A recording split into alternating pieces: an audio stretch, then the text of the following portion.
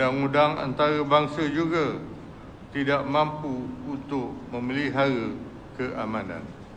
Oleh sebab itu, adalah penting bagi Angkatan Tentera Malaysia untuk sentiasa bersedia dan dilengkapi dengan teknologi pertahanan terkini bagi menghadapi sebarang kemungkinan ini, kerana kita tidak tahu siapa kawan dan siapakah lawan.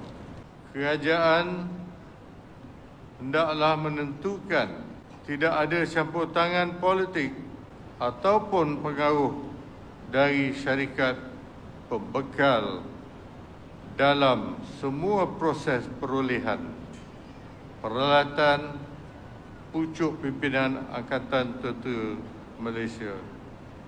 Juga hendaklah sentiasa amanah dan tidak terlibat dalam sebarang perlakuan rasuah.